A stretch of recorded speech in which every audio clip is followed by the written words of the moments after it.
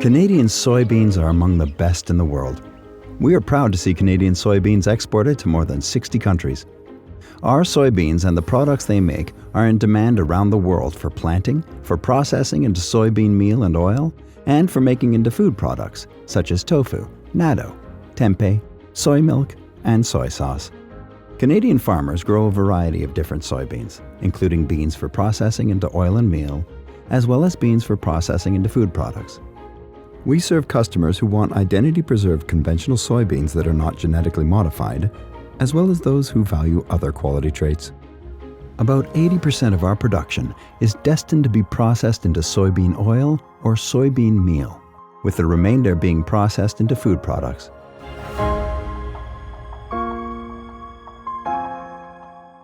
Good morning, everyone, and good evening to those of you who are joining us from Canada. Welcome to Soy Canada's virtual seminar, Delivering Quality, Sustainability, and Trust. My name is Nicole McKellar, and I work as the Manager Market Development with Soy Canada. It is my pleasure to be your host for today's event. We want to thank you for joining us today. We appreciate the time that you have taken to be with us, and we look forward to being able to connect with you in person in the future. We have a great lineup of speakers for you today, with experts from across the Canadian soybean value chain, including producers, exporters, Soy Canada, and Agriculture and Agri-Food Canada. And the Canadian soybean industry is here to work with you. And we really hope that today's presentations will provide you with insight into the work that the industry is doing to ensure we are delivering quality, sustainable products that you can trust. Before we start the seminar, we have a few reminders to give you that will allow you to have the best viewing experience. Following each of our speakers today, we will be holding a Q&A session. At the bottom of the screen, you will find a Q&A box that will allow you to input questions that you may have for the speaker. And so we will be doing the Q&As following each of the speakers. So if you have a question, please put it in the box and we will be happy to answer it following each of the presentations. Please note that you can submit questions anonymously. So if you would like to do that option, just go through the settings in the Q&A box and it will allow you to do that. We would ask that you please do not use the chat or the raise your hand function, as we will not be monitoring it due to the number of participants that we have with us today.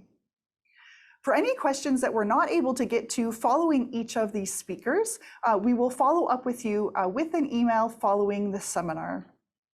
Please note, though, that if you do submit a question anonymously, we will unfortunately not be able to follow up, as we will not be able to know who the individual was that submitted the question. Today's seminar will be recorded, so you'll have the opportunity to watch it again later or share it with any of your colleagues that may not be able to join us today. Please look for a link to the recorded seminar along with a copy of each of the presentations to be sent to you in the next few days. We hope you enjoy today's presentations and thank you again for joining us. Our first speaker this morning is Brian Innes, Executive Director with Soy Canada. Brian joined Soy Canada as Executive Director in May 2021. In his role, he leads the organization's efforts to create value through collaboration. This includes helping to connect our customers and the value chain. Prior to joining Soy Canada, he led the Canola Council's public affairs activities and served as president of the Canadian Agri-Food Trade Alliance. Please welcome Brian, who will be presenting on Soy Canada and the work that the organization has been doing. Hi, my name is Brian Innes and I'm the Executive Director of Soy Canada. We're so happy that you can join us today for our virtual seminar. And I'd like to give you a bit of an overview of what's happening in the Canadian soybean industry and a couple of things that we're up to here at Soy Canada that I think you might be interested in. So starting off, our members represent the whole Canadian soy value chain. We have 32 members spanning our producers from the Atlantic Ocean to the Rocky Mountains.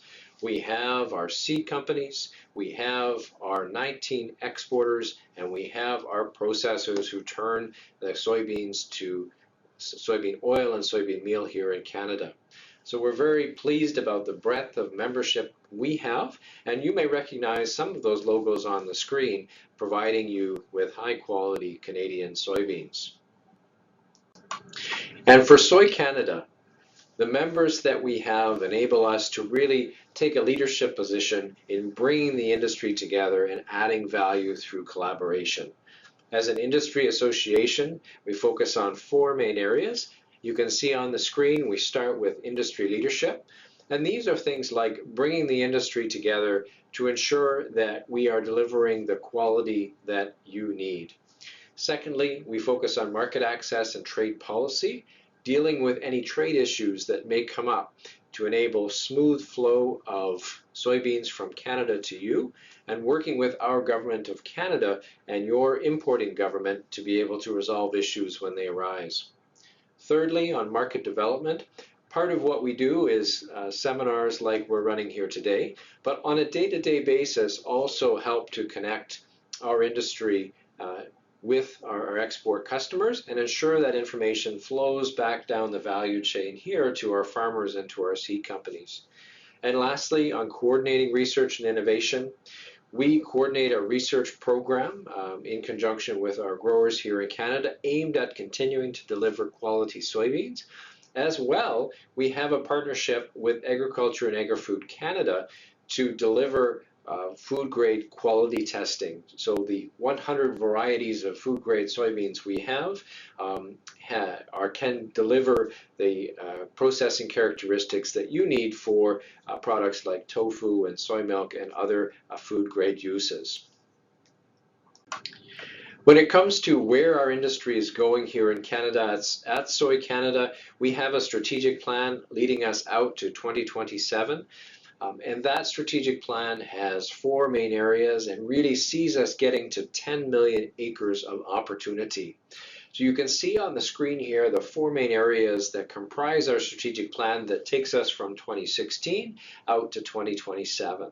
The first is doubling production by increasing yields across Canada and enabling more acreage growth in Western Canada. Secondly, on increasing competitiveness of exports and processing of soybeans. These are some of the activities that we undertake to have consistent protein values in Western Canada and to ensure that we continue to have quality soybeans throughout the country. When it comes to building natural capital, I'm going to share a bit of an update here today around our sustainability efforts. We know that we have some of the most sustainable growers in the world, and we have a vast country with hundreds of millions of hectares of forest. And we want to continue to build on that capital that we have here in Canada. Lastly, increasing the production of world-leading food-grade soybeans by 25%. This is supporting our food-grade sector to increase yields and increase availability of food-grade soybeans. When we look at what we hear our customers tell us about Canadian soybeans, we consistently hear that we offer a quality product, that we offer a sustainable product, and that we offer a trusted product. So when we hear about Canadian soybeans from our customers, and we hope you see it too, we really see that we're able to consistently deliver quality because of the certification systems that we have. You'll be hearing today a little bit more about that. Also, we're growing a sustainable future. You're going to hear about our sustainability program, and we have reliable infrastructure, and you're going to be hearing about that from our export representative around what we're able to deliver that meets your needs in a predictable and trusted way. When we look at where our production has been and where it's going, you can see on this graph in our goal to double production from 2016 to 2027, you can see that relies upon increasing yields in both Eastern and Western Canada. And you can see on this graph that we had the highest yields we have ever had in Western Canada in 2022. And we have consistent yields in Eastern Canada as well as we look to continue to grow production in both Eastern and Western Canada with significant production growth opportunities in Western Canada. When it comes to sustainable Canadian soybeans, we're really proud of the heritage we have here in Canada. We have many, many years of sustainable production practices by our farmers and by our industry. And from farm to table, you can see that every link of our Canadian soybean value chain is committed to sustainable production. For us, that means that we're using our land efficiently so that we're growing the most on every acre. For us, that means that we're implementing climate smart practices to improve the efficiency of our production and lower emissions for every bushel of soybeans we produce over time and sequester more carbon into the soil. For us, it means that soil is so critical to maintain the health of it by using conservation tillage and other practices like crop rotation and cover cropping. Water stewardship is important for our farmers, but it's also important for the environment and the communities we live in. And for us, that is using buffer zones to protect lakes and streams and managing our fertilizer through the 4R nutrient management system.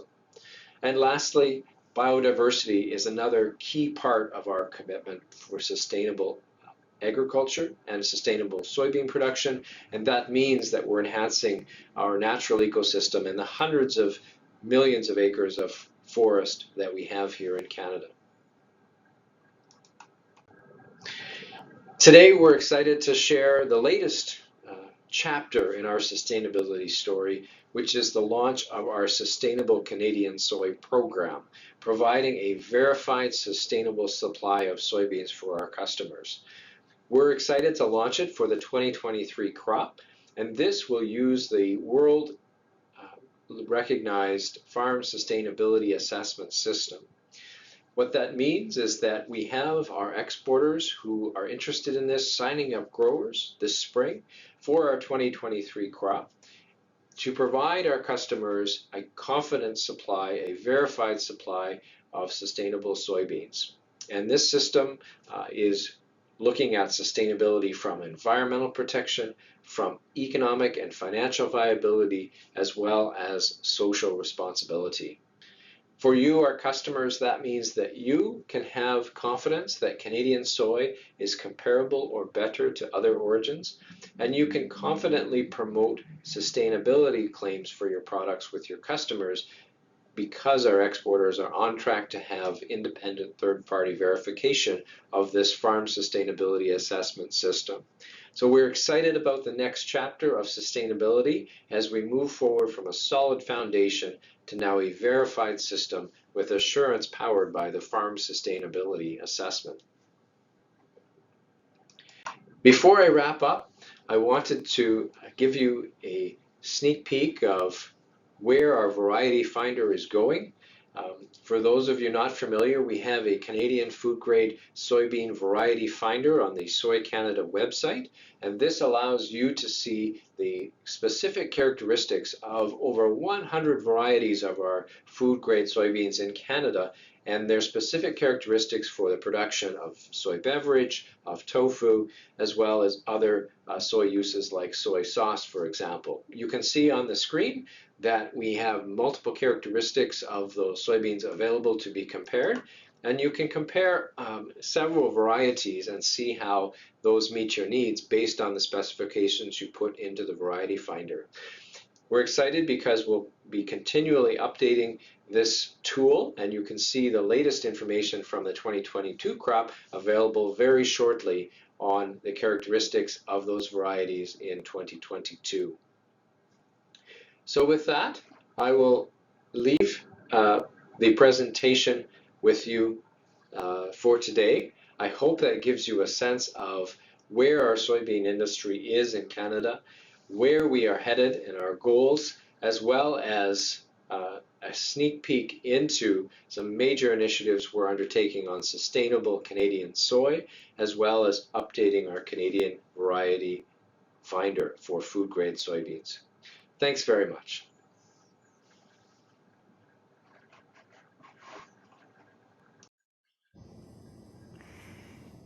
Thank you very much, Brian, for that very insightful presentation. It's always great to hear about the work that Soy Canada is doing, and it sounds like you have a lot of very exciting new initiatives that have been undertaken over this past year, and very exciting to hear about the launch of the new Sustainable Canadian Soy program.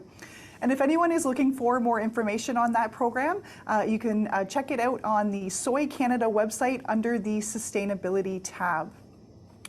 So we would now open it up for any questions that you may have for Brian. So if you do have a question, if you can just use the Q&A box that's located at the bottom of the screen and input your question in there. All right, thank you, Brian. And we've had a couple of questions that have come through already. The first is, you mentioned that the Sustainable Canadian Soy program has just recently been launched and will be in place for the 2023 growing season.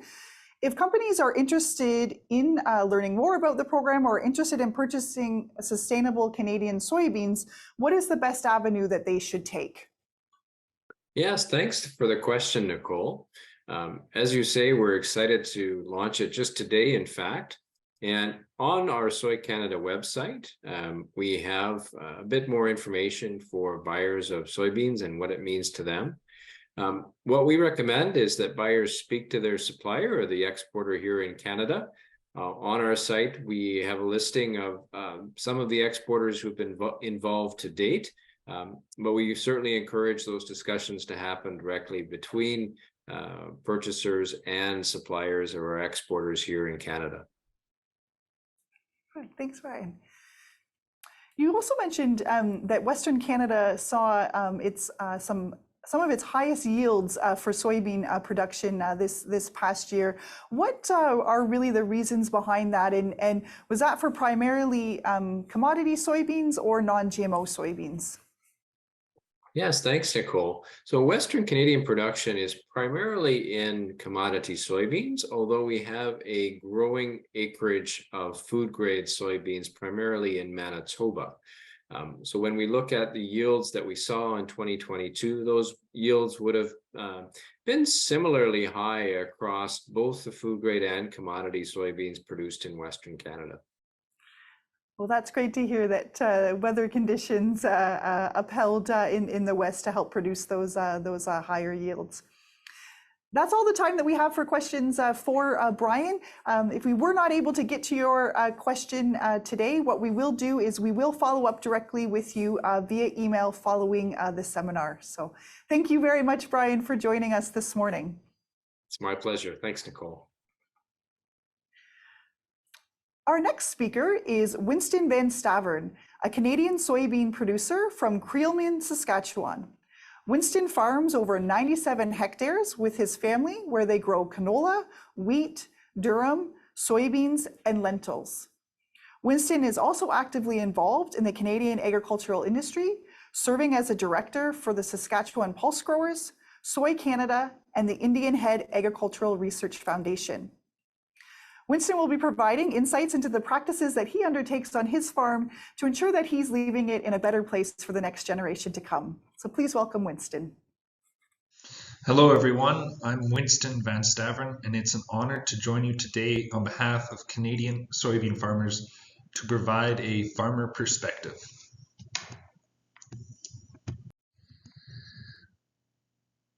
I am a grain farmer managing a 9,700 hectare grain farm in Saskatchewan. I farm alongside my dad, brother, 2 uncles, 2 cousins. We grow soybeans, canola, wheat, durum, and lentils.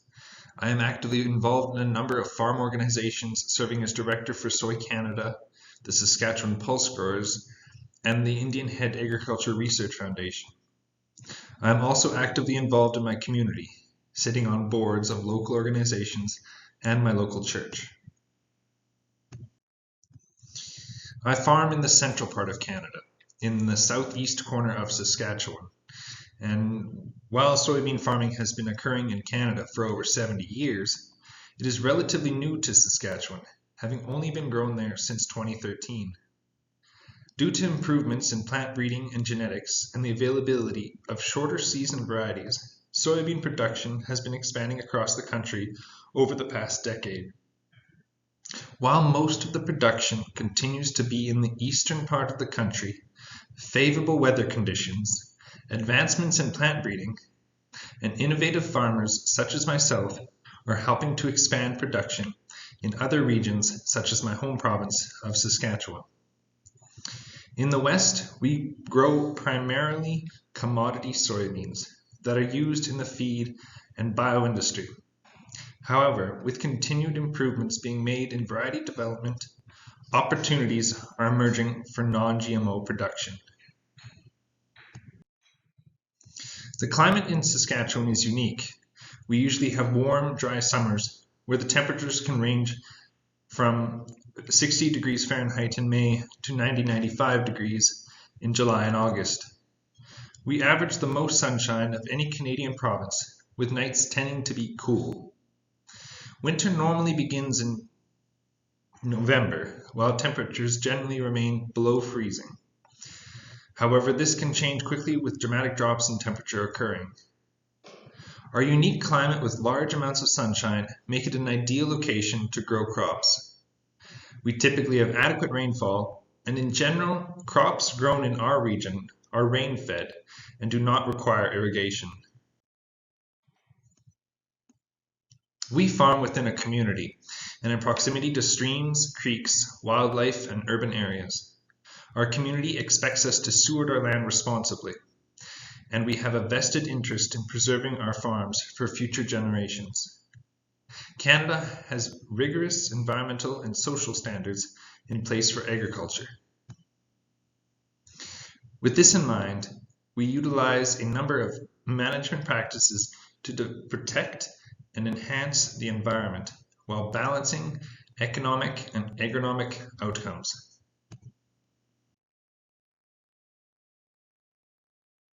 Our approach to agronomy is that we focus on the end user and we follow best management practices, and we're committed to protecting air, water, soil for generations to come. We grow several different crops on our farm, including soybeans, canola, wheat, durum, and lentils. We started growing soybeans on our farm to help with the rotation. We like to have a pulse crop in our rotation every 3 years. Soybeans offer another opportunity for us, as it can be a profitable crop to grow and provide benefits for future years through nitrogen fixation. By utilizing a 3 to 4 year crop rotation, it helps our farm reduce soil erosion. It helps to disrupt pest cycles, increases soil fertility, and increases nutrients available for other crops, which helps to reduce our overall input costs.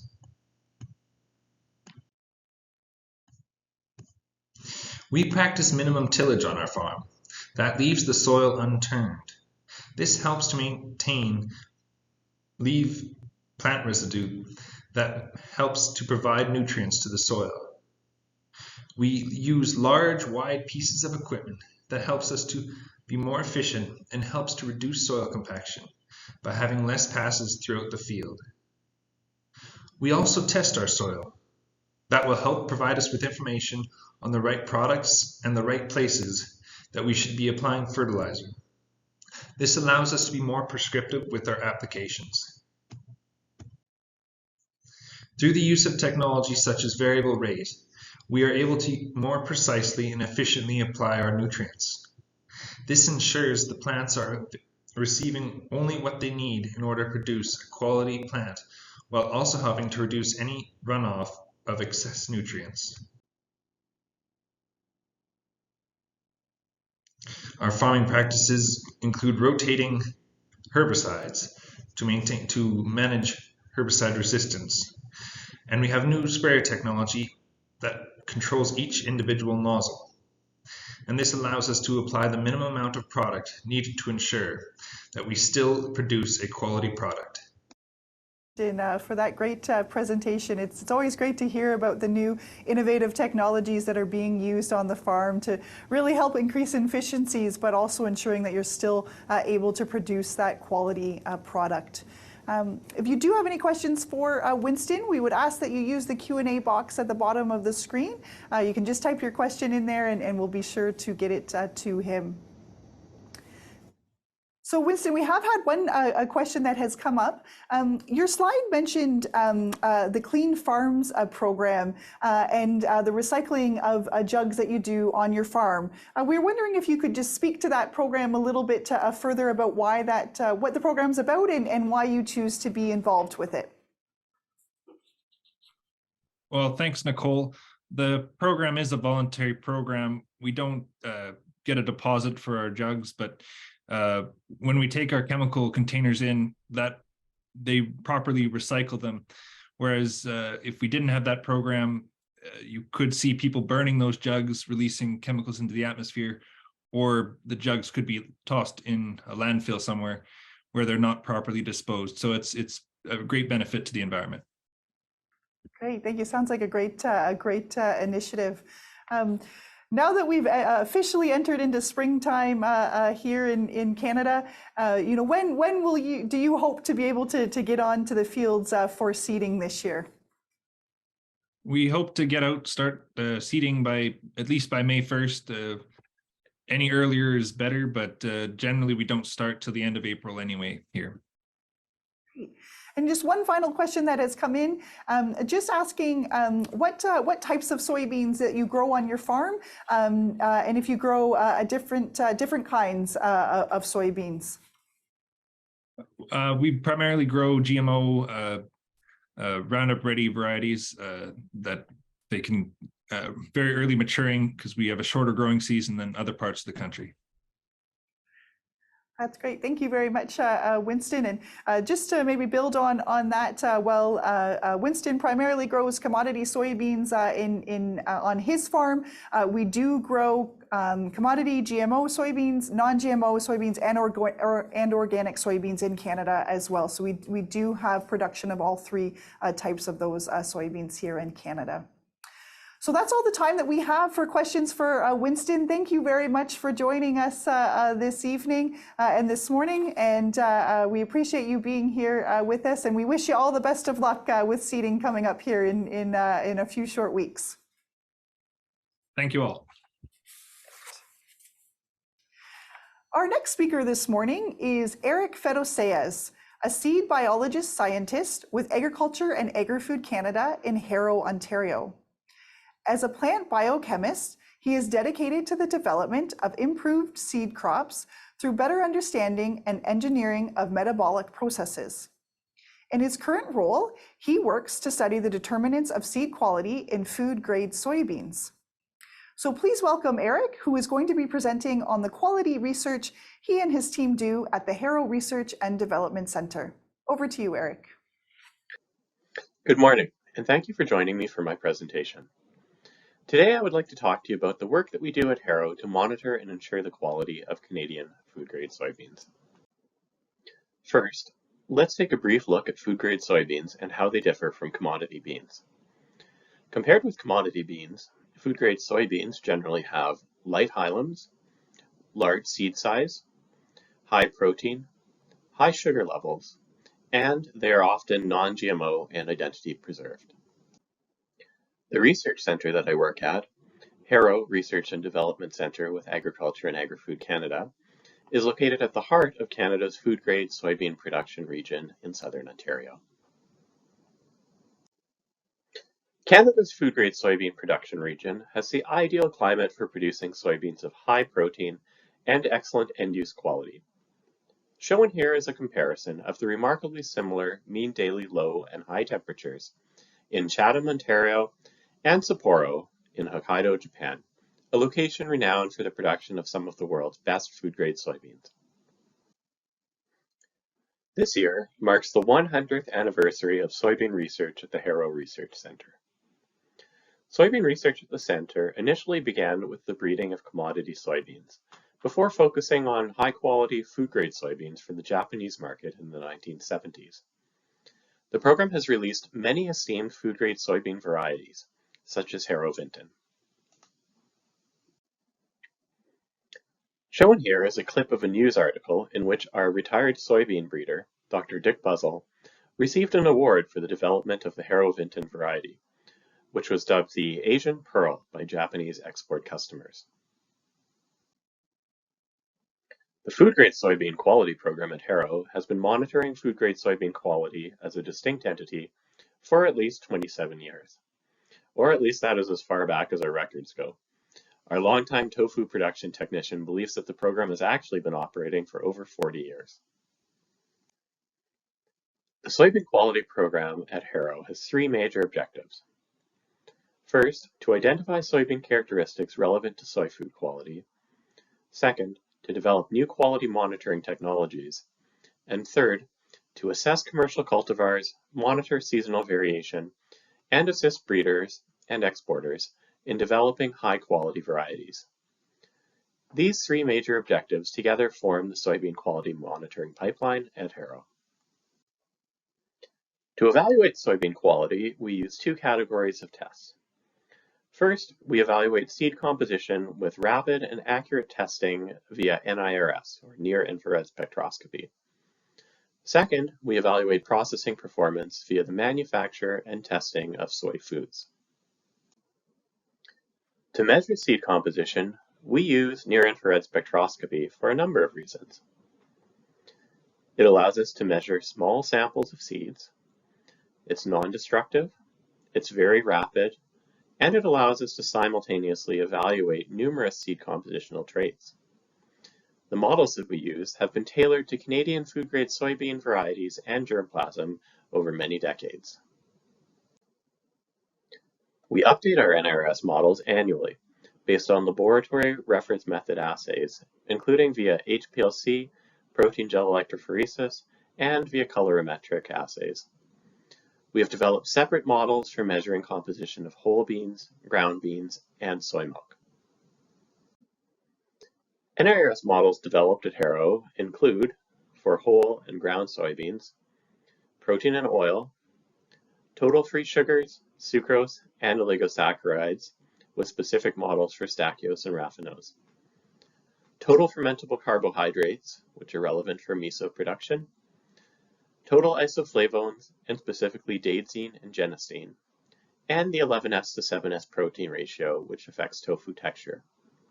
For soy milk, we have developed models to measure protein, oil, sugar, and dry matter. We are currently developing additional NIRS compositional models, including models for phytate, which is known to affect tofu texture and nutritional value, saponins, which confer a bitter and soapy taste and mouthfeel to soy products, and vitamin E, which is also known as tocopherol. For the evaluation of soy food processing performance, performance data is generated following standard operating procedures.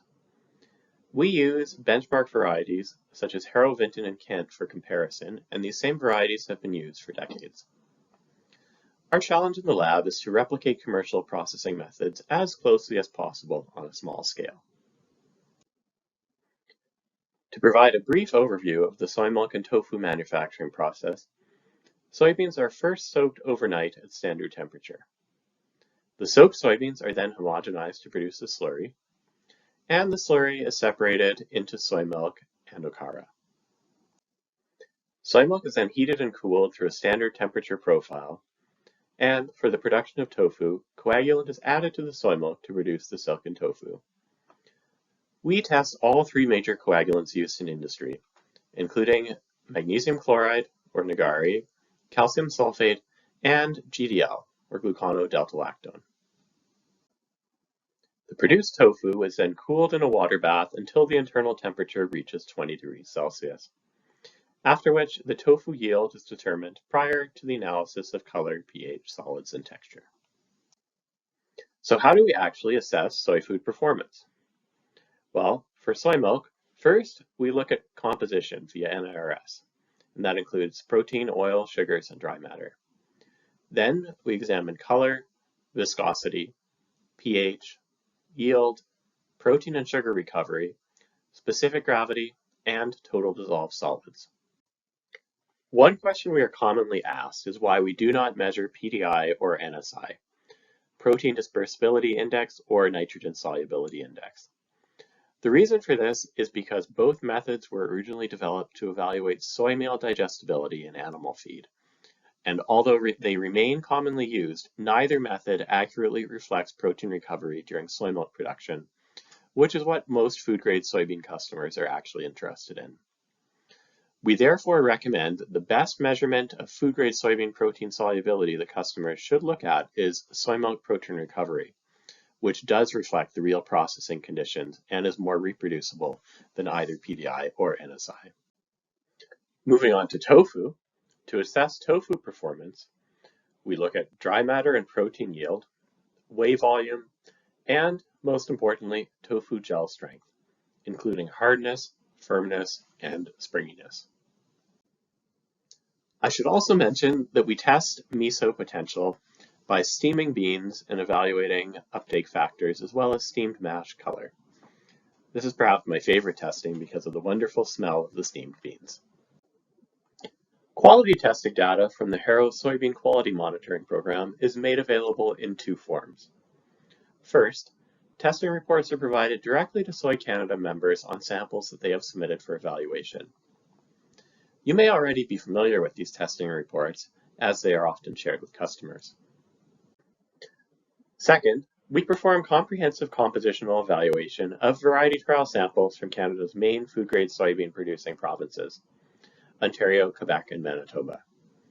This variety trial testing program is now in its 18th year, with about 2,500 samples tested from the 2022 crop year. This data is made available on a new food-grade soybean database website prepared by Soy Canada and available at www.buycanadiansoybeans.ca. All of the soybean testing data that you see on this website was collected at the Harrow Research Centre using consistent protocols so that you can be confident when comparing the data. Beyond testing soybeans, our program also helps breeders to develop high-quality soybean varieties. We work closely with the food-grade soybean breeding program at Harrow, and under the upcoming Sustainable Canadian Agricultural Partnership, we aim to expand our collaborations with other public and private sector breeders to help maintain the high quality of Canadian food-grade soybeans. And with that, I would like to thank you for listening to my presentation. Please do not hesitate to ask any questions that you may have. Thank you very much, Eric, for that very insightful presentation on the work that you and your team are doing on the quality evaluation and testing for Canadian food-grade soybeans. If anyone has a question for Eric, if you can please use the Q&A box located at the bottom of the screen to input your question in. And we have had one question come in, Eric. You mentioned the work that you do on evaluation of soy milk and tofu. Do you do evaluations on other soy foods as well, such as miso or natto or other types of soy food? Thanks for that question, Nicole. So we do preliminary testing on what we call miso potential. So we look at the composition of the soybeans, the sugar content specifically, and how they perform during steaming. So that's relevant for miso. It can also be relevant for natto producers, as many of the same factors determine the ultimate flavor of natto. But we don't produce natto ourselves in the lab. That's a bit beyond our skill set. It does seem like a tricky thing to make. We have had another question that has come through. Do you use any varieties as a baseline? And if so, what are those varieties that you use? Yeah, so we do. So there's a number of baseline varieties. So traditionally, we've used a variety called Harrow Vinton, which you probably saw in the presentation. Was a popular variety in the early 2000s with very high quality. So it makes for a good consistent benchmark to which we basically compare all new Canadian varietal releases. So that's probably our most common benchmark. But there's a few other varieties that have been around now for a number of decades, like Kent, that we tend to include in our testing to maintain consistency over the years.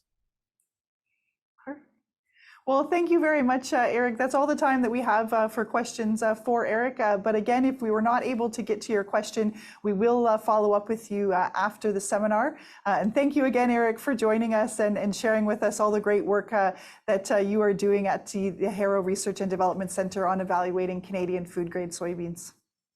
Thank you, Nicole. Our next speaker this morning is Garth Baxter.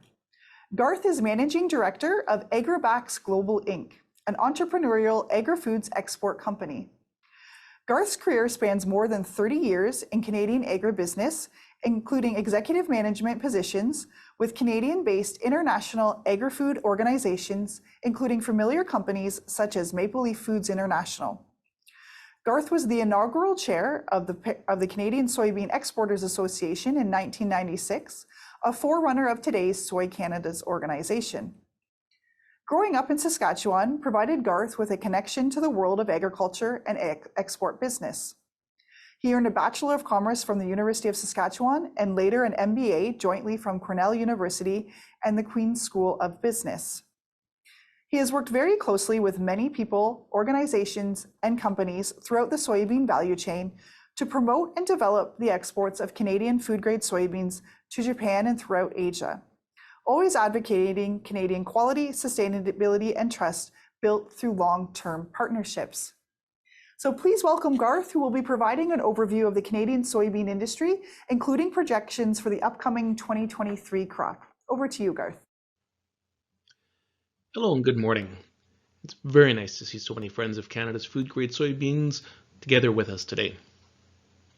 Over the next 10 minutes, I will provide a short overview of Canada's 2022 food-grade soybean growing season, our total production and food-grade exports for 2022, and I'll look forward to the 2023 Canadian soybean hectares and production forecasts.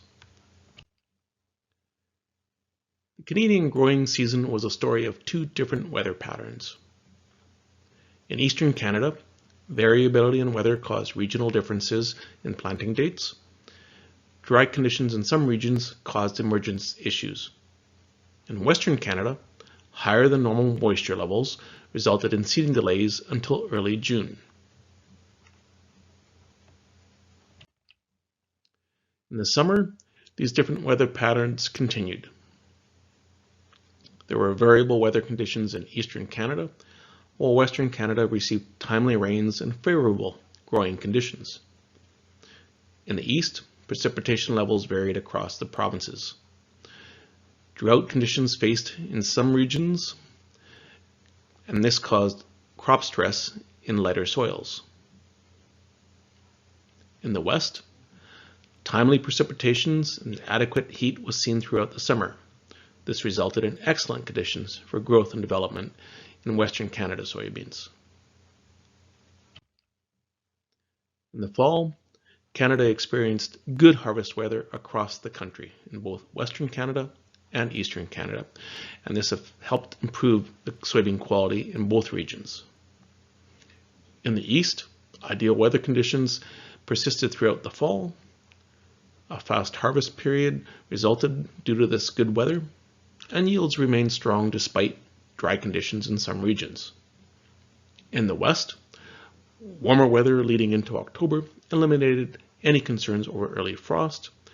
Ideal weather conditions persisted throughout the fall there as well, and this all led to significant increases in yield and production in Western Canada soybeans.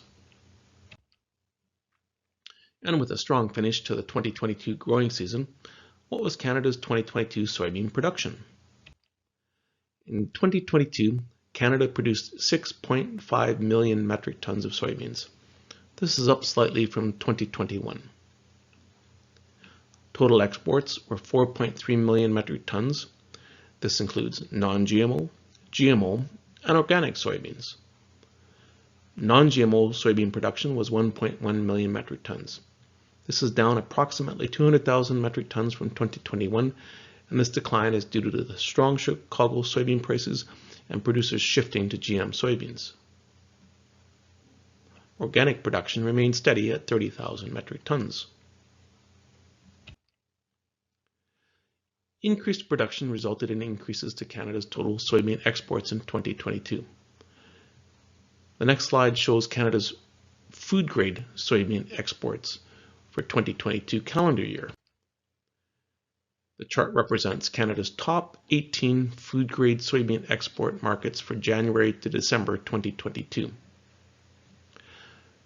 Canada's food-grade soybean exports to its top 18 markets were up more than 9% in calendar 2022 versus calendar 2021. However, changes in market demands, continuing logistics challenges, and competition from other origins all contributed to a wide variation in year-over-year changes in each of our top 18 food-grade soybean export markets. Exports to Indonesia, Singapore, and Thailand were lower in 2022, while exports to the Philippines and Taiwan were higher in 2022. What is our production forecast for Canada's 2023 soybean crop? Canada's 2023 soybean planted area is forecast to increase 7% to 2.3 million hectares in 2023. This is approximately 5.7 million acres. Continuing strong CBOT prices and increased input costs for other crops, specifically a large increase in nitrogen costs, is resulting in a shift to more soybean acres. More snow in Manitoba and improving soil moisture conditions is resulting in less concern over prolonged drought, and this is driving renewed interest in soybean acres in Manitoba. The result? Total production is forecast at 6.8 million metric tons in 2023. Total non-GMO soybean production is forecast at 14% of the total forecasted production, or approximately 950,000 metric tons. Now, let's review the market factors affecting 2023 non-GMO soybean premiums and production. There are 6 main market factors affecting non-GMO premiums. The most significant factor is competition with GMO soybean acres due to a continuing strong CBOT price. The second is increasing costs, including increases in producer input costs such as seed, fertilizer, and equipment, a rise in fuel and electricity costs, labor shortages and the resulting rise in labor costs, and rising interest rates, which increases the cost of everyone's working capital. In summary, total Canada soybean production is projected to increase to 6.8 million metric tons. Ideal weather conditions and strong prices are driving additional production in Western Canada. Seeded acres remain stable in Eastern Canada. Non-GMO and organic production is down slightly. And a generally strong demand for soybean acres will continue due to continuing high CBOT prices. All of us involved in Canadian soybean exports are working hard to be your best choice for outstanding quality, sustainability, and trust. Thank you very much for your time, and I would be pleased to answer any questions about my presentation. Thank you very much, Garth, for that great presentation and for the insights that you provided on the 2022 soybean season here in Canada, as well as the projections for the upcoming season in 2023. We'd now open it up for any questions that you may have for Garth. Similar to before, if you do have a question, if you can put it in the Q&A box at the bottom of the screen would be great. So one question that has come through, Garth, is you mentioned that soybean production in Canada is projected to increase in 2023, but that non-GMO production will remain stable to slightly declining. Why is this the case? Hi, Nicole. Yes, yeah, and thanks for the question. We get that a lot right now, and the biggest reason for this is the high CBOT. There's a move to non-GMOs or to GMO soybean varieties to maximize yield and maximize returns. It's driven just on the strength of the CBOT that we've seen over the last, more than a year now. As a result, although non-GMO premiums have increased as a percentage of the overall price, it's still not quite the same increase that we've seen in soybean prices over the last 1 to 2 years. Third, the risk of producing non-GMO soybeans. There's many more factors to manage to get the quality soybeans that the market demands. And when you have these high prices, then it becomes a dollar and cents question. If the risk is high and the dollars at stake are high, we've seen some growers move to GMO soybeans. Now, mind you, there's still a strong contingent of growers in Canada that still want to grow non-GMO soybeans. And finally, the other thing that we have to keep sight of is these strong prices have also had some influence at the consumer level, at the retail level, in our end users markets. As exporters and importers and manufacturers, we've seen the rise in prices, but so has the consumer. So these four factors all come back into the channel as to what the demand is for non-GMO and how it affects the non-GMO supply coming up in 2023.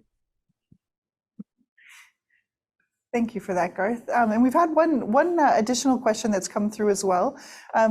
On your export chart, it really showed that there seems to have been a fairly significant growth in food-grade soybean exports to China. Do you anticipate that this will continue to grow? And will this have any impact on supply available for other regions within ASEAN? Yeah, good question. Thanks, Nicole. China is also ramping up their supply of non-GMO soybeans. They certainly came to the market in the last couple of years to buy non-GMO soybeans. Will this continue? It will, to some degree, yes, it will continue. However, China is also ramping up their own supply of non-GMO soybeans. So yet to be seen whether that market or that demand fully continues. But yes, we do believe it will continue to some extent coming up in the 2023 export season. All right. Well, thank you, Garth. That is all the time that we have for questions for Garth. Again, if we weren't able to get to your question, we will follow up with you following the seminar. So thank you again, Garth, for joining us today and for providing the insights into what's been happening with the Canadian soybean industry. And we look forward to what hopefully will be a fruitful soybean production in 2023 as well. Great. Thank you, Nicole, and thanks for the opportunity. I'd like to welcome our next speaker, Ramsey Yelda. Ramsey is the Senior Market Analyst with the Quebec Grain Growers. He has a master's degree in economics from the Université de Montréal, and he joined the Canadian Wheat Board in 1992, where he worked as the market analyst for Africa and the Middle East before becoming the marketing manager in the region. In 2006, Ramsey joined the Quebec Grain Growers, where he managed the wheat marketing agency. In 2012, he took on his current role as Senior Market Analyst for the organization. Ramsey has also been a board member for Soy Canada since its formation in 2014. So please welcome Ramsey, who is going to provide some perspectives on what is happening in the global soybean markets. So please welcome Ramsey. Good morning and welcome to the Soybean Market Outlook. I'll be covering several topics. First, the US supply and demand. Then I'll be comparing the United States and Brazil. We will then have a look at the world soybean imports and exports. I'll be covering the Ukraine situation, and we will have some concluding remarks. So let's start with the US supply and demand.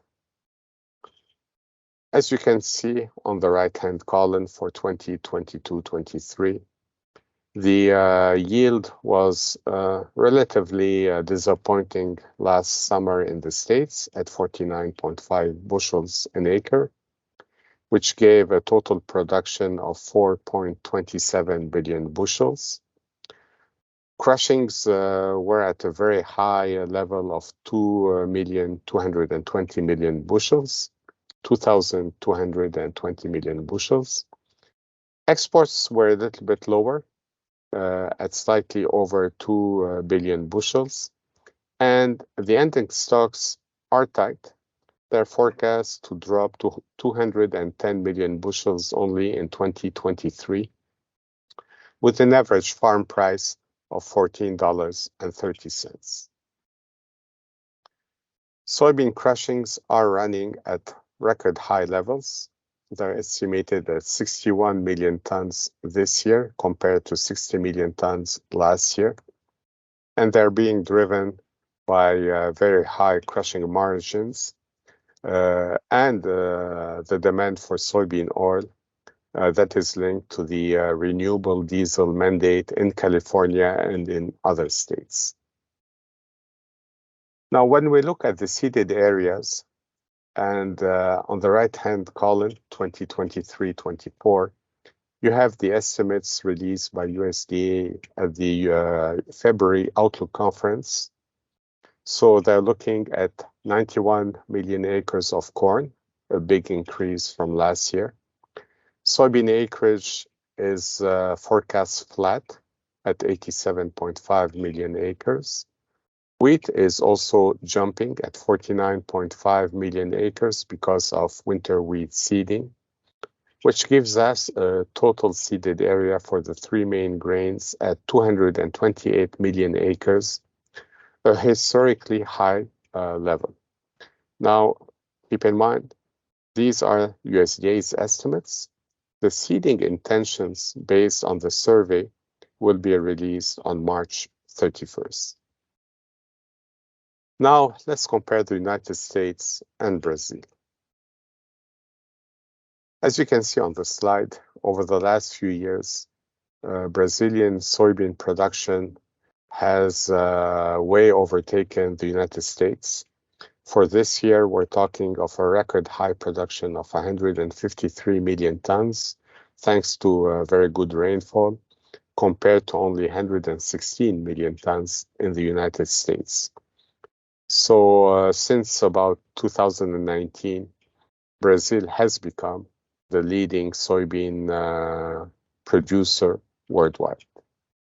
And it shows in terms of exports. Brazil is now the market leader in this market. Their exports are far above those from the United States. For the current year, we're looking at 93 million tons of Brazilian exports compared to only 55 million tons for the United States.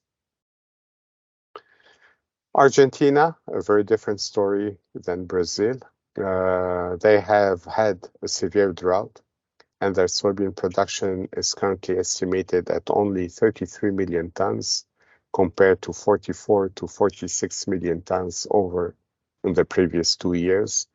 And actually, this estimate may be a little bit optimistic, as several analysts are forecasting that Argentina will produce less than 30 million tons of soybeans. Here's a look at the nearby futures for the last 18 months. The vertical line coincides with the start of the war in Ukraine. As you can see, soybean futures were rising before the start of the war. And actually, the war didn't have much of an impact on the soybean futures. And prices remained fairly high until new crop pressure in the States. But they have firmed up since October, and they're currently close to $15 a bushel. Now, if we're talking about Brazil, of course, we have also to take into account their currency. One thing that is very clear here for the real versus US dollar, the foreign exchange rate has been relatively flat over the last few months. So it has not had any major impact one way or the other on the competitiveness of Brazil. Now, we're going to switch our focus to the word soybean imports and exports. In terms of demand, as we all know, China is predominant. Their soybean imports this year are forecast to represent 59% of world demand. All the others are much smaller in comparison. In terms of export, as I said earlier, Brazil now dominates this market, with the market share forecast at 55%, compared to only 33% for the United States. Canada, as you can see, we're a fairly small player overall at 2%. And one word for Argentina. This figure is very small because Argentina exports mainly soybean meal and not soybeans per se because of the tariff structure.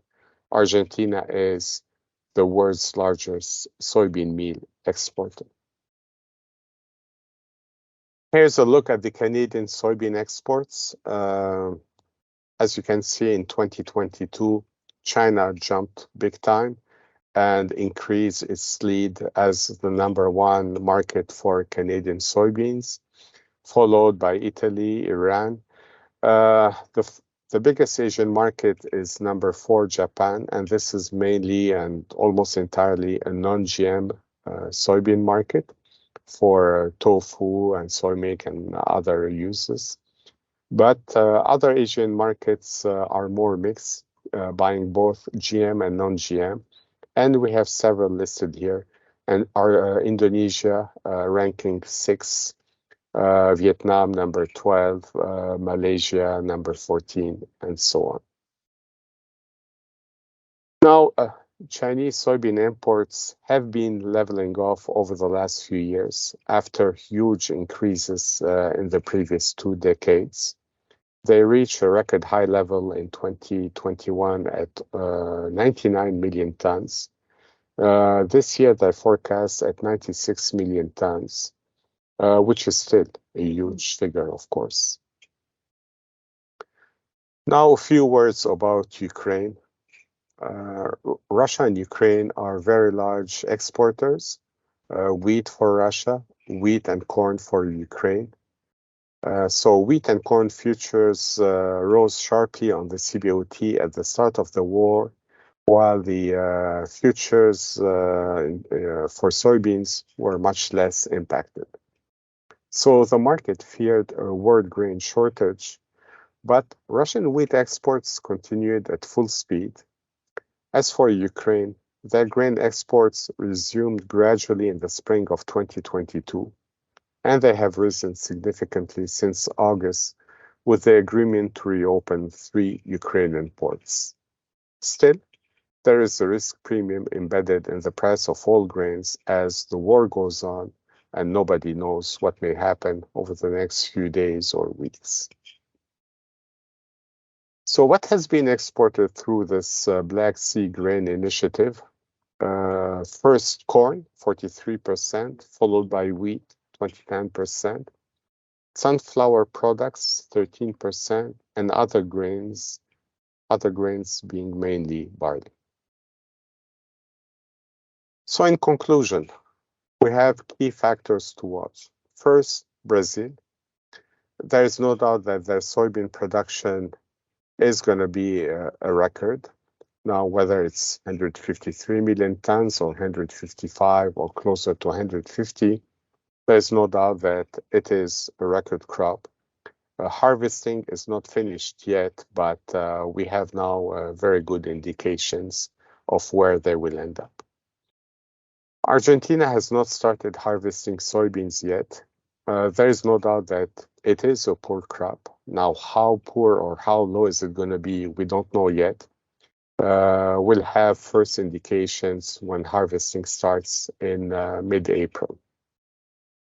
Chinese soybean demand is leveling off, but remains huge in the soybean worldwide demand. U.S. seeding intentions will be known on March 31st, so in a couple of days, and the market will follow very closely these numbers. And finally, the war in Ukraine unfortunately goes on, and there is a grain market risk premium. Until this war is finished, there's going to be uncertainty and high risk. So in conclusion, the soybean market is trying to assess Brazilian supplies, Argentine supplies, and balance one versus the other.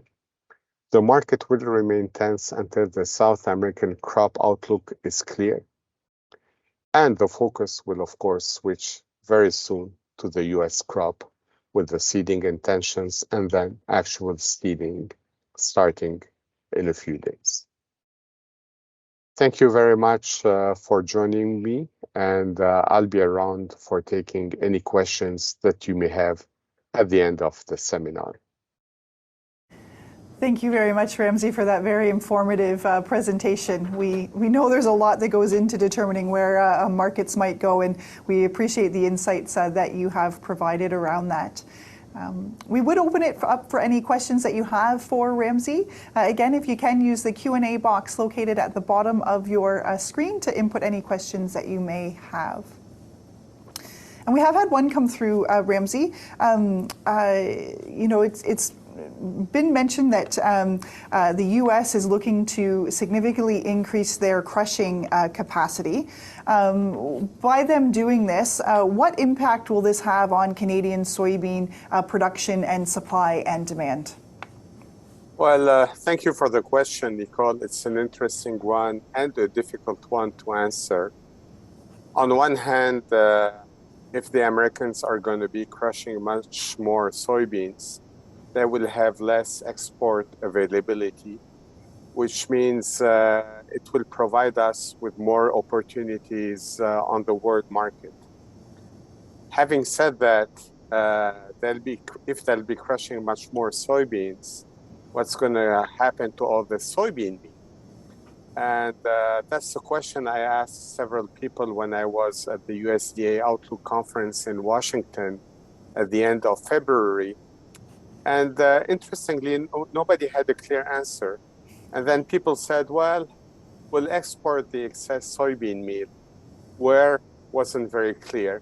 Somebody said to China, and I said, you know what? The Chinese have their own soybean crushing plants and their own soybean meal supply. So we'll have to watch very carefully what happens. And there has been a late development recently, which is interesting. Now there is some uncertainty about all those new plants because it all depends on the EPA, the Environmental Protection Agency in the States, and the levels of soybeans that qualify under their programs. And apparently these levels are still fairly low. So we'll have to wait and see what will be the EPA final decision in June. And another question has come through here. You mentioned that the USDA has another report that's coming out on March 31st with seeding projections. Do you anticipate any significant changes to be occurring within that report?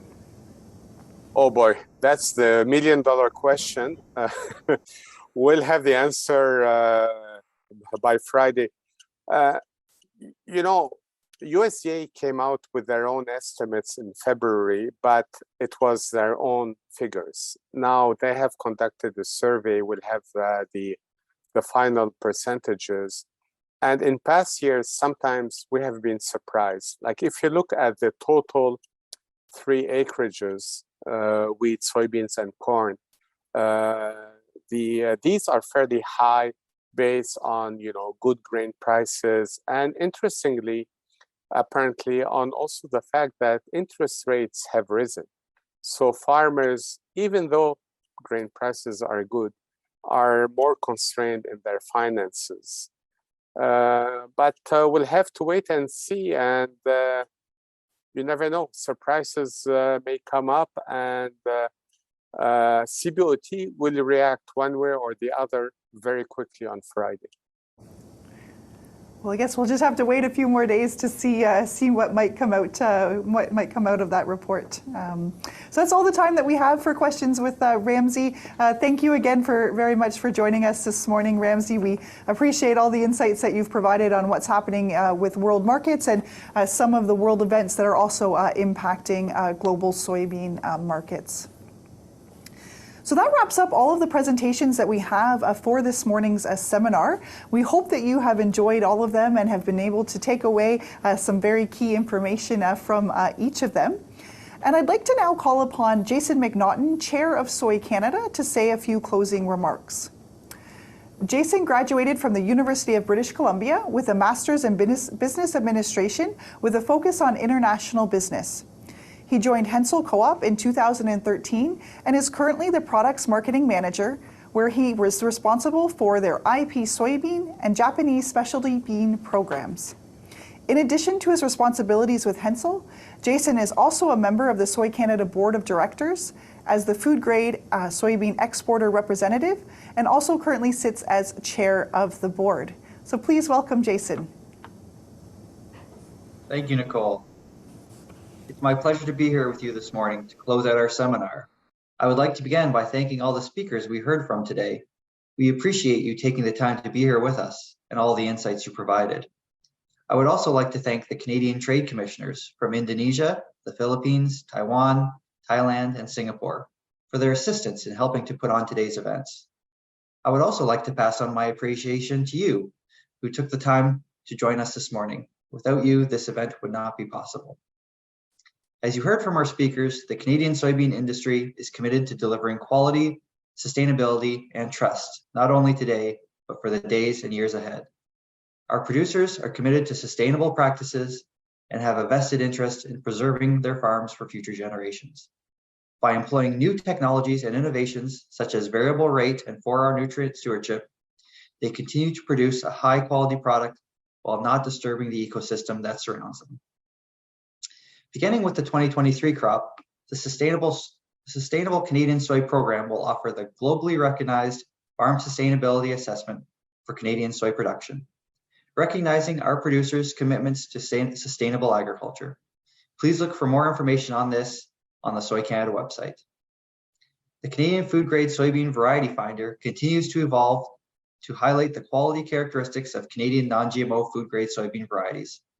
Using the interactive database, you can search for varieties based on specific end use or quality characteristics. New quality information will be available starting April 1st, so be sure to check out this section of the Soy Canada website. Markets remain strong for soybeans globally. Seeded acres are projected to increase in Canada for 2023, with the biggest gain being seen in commodity soybeans. While non-GMO soybean acres are expected to decline slightly due to the strong CBOT pricing and competition for acres, the Canadian industry is committed to providing quality, sustainable products you can trust. Canada is home to a world-class laboratory that's focused on quality evaluation. Through the Harrow Research Centre, we are testing and evaluating varieties on an annual basis to ensure we continue to meet the quality and functional requirements of our customers. As a global leader in sustainable soybean production, Canada is driven by innovation, new technologies, advanced production practices, reliable infrastructure, and a strong assurance system. This concludes our seminar. We thank you again for joining us today, and we look forward to connecting with you again in the future. I will turn back to Nicole for a few final words. Thank you, Nicole. Thank you very much, Jason. And I just want to echo his remarks that we really do want to pass along our appreciation to you for joining us today. We do hope that you have found all of the presentations insightful, and thank you again for joining. So as mentioned previously, today's seminar was recorded, and so following today's events, we will be sending you a link that will have a copy of that recording, along with a copy of all of the presentations that were shared with you today. So please stay tuned for an email to come in the next couple of days that will have that link. That concludes our seminar. Thank you again for your participation, and we hope that you have a great rest of the day. Thank you.